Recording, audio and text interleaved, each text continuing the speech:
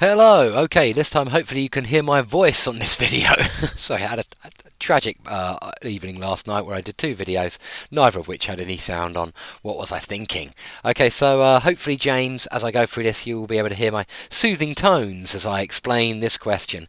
Yeah, what I wanted to point out with this question, and you've missed all of the insults I hurled at you, which will never be recorded, which is probably a good thing. But my point here, when we're looking at this, never go straight to the algebra. Draw a diagram. You probably did actually, but in your working I couldn't see any diagram. And in the mark scheme you can't see the diagram. So you've got no idea how they'll find the maximum value.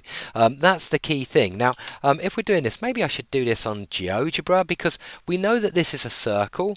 You know, everybody knows this is going to be a circle, centre 3, 5, radius 2r. Yeah, and this is going to be not a line, but a half line. Yeah, that's super important, and that's why your method didn't work. Your problem was you ended up actually with the opposite of what the answer should be in some ways. But anyway, let's draw these first. 3, 5. Okay, so this is a circle up here. I'll draw that circle on there in a second. Let me draw this, which is a half line going in that direction at an angle of, well, 45 degrees there, 135 degrees there, because the argument is 3 pi over 4. Yeah. Now, it's important to note a couple of things actually. Firstly, when you've got a simple, I don't know, argz equals pi over 4, yeah, that is a half line. And funnily enough, actually, even the point right here doesn't satisfy that equation. Yeah, every point on that line after the origin satisfies the equation, but not the origin itself, because the point 0 plus 0i does not have an argument of pi over 4. So that's why you should really draw an empty spot there to show that it doesn't include the point where it starts, but it does include every other point on the line. So it doesn't include the point 2. 2 minus 2 does not have an argument of 3 pi over 4 because it's got 0 argument because it's at 0. So there we go. So yeah, all of these z's have an argument of 3 pi over 4 apart from the one at the start. And then we've got a circle here. Yeah, let's draw a circle. And the circle looks something like this. Now clearly, if I draw a circle like that, yeah, and sorry it doesn't look, I wanted it to look like that was the centre. Let me just move the centre, that's what I'm going to do. Okay, so if I put the centre here, as indeed it looks like, can you see that that circle hits that line twice? And they want this circle to hit the line twice because it says there's two distinct complex numbers that satisfy this and this, yeah? In other words, there's two numbers that lie on the half line and lie on the circle, yeah?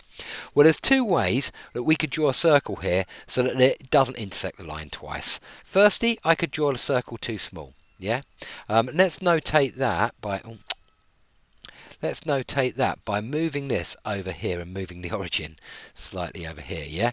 If I draw the circle too small, it won't hit it at all. So clearly the critical value then is going to be when the circle just about hits the line, yeah? And that's what I'm going to find first. Now I'm not going to do any fancy algebra. I'm literally going to say, well, okay, where does it hit here? Now it actually hits up here, and I'm going to show you how I would suss that out. I would draw a good diagram. Okay, this is at 3, and this is not a good diagram. So let me draw this on GeoGebra. Let me just quickly load into GeoGebra.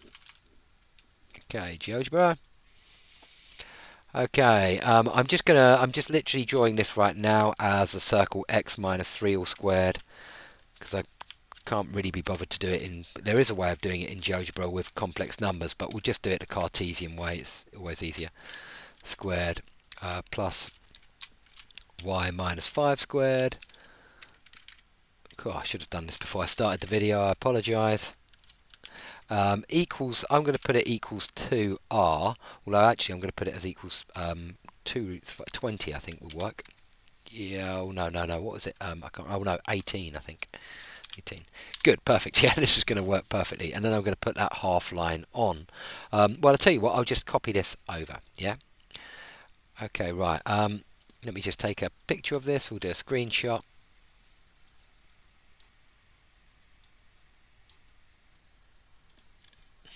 Okay, and put it on here. So, sorry I'm taking my time a bit here, James. Okay, this is the circle.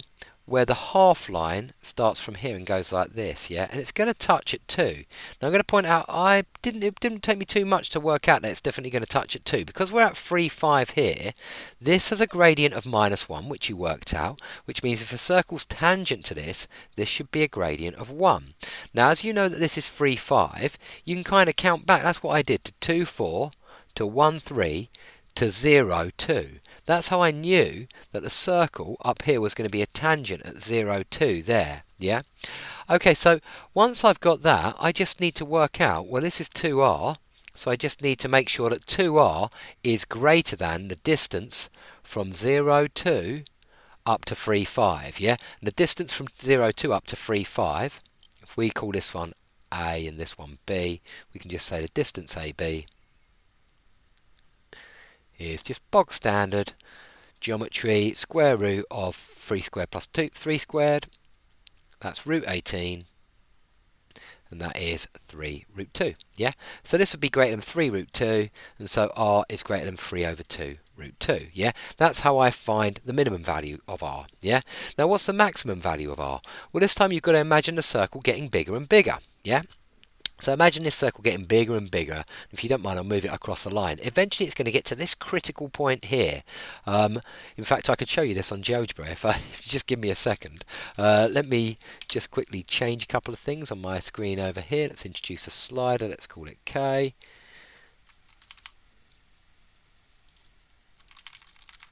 And this is the thing, drawing diagrams is so useful in maths. It really is. It helps you avoid doing lots of nasty algebra. Okay, right, I think this will share this screen because I'm sharing this area, yeah. Okay, if I just draw that line segment as well, from 2, it's going through 2, it's going doing something like that, like a vector really, yeah.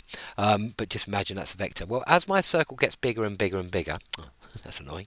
1 second, let me just change the details on this, make it go up to 40. Okay, as the circle gets bigger and bigger and bigger, eventually it gets to that critical point there, and it's too big. And now it's not hitting twice, it's only hitting once. And this line will be going on forever, but it will only be hitting once as it gets bigger and bigger and bigger. So clearly, the maximum value of the radius is when the distance from 3, 5 to 2, 0, that's going to be the maximum value of 2r. And that's the last thing I'm going to use to get the maximum value. So let's do that. So this time we're going to imagine that the circle is bigger.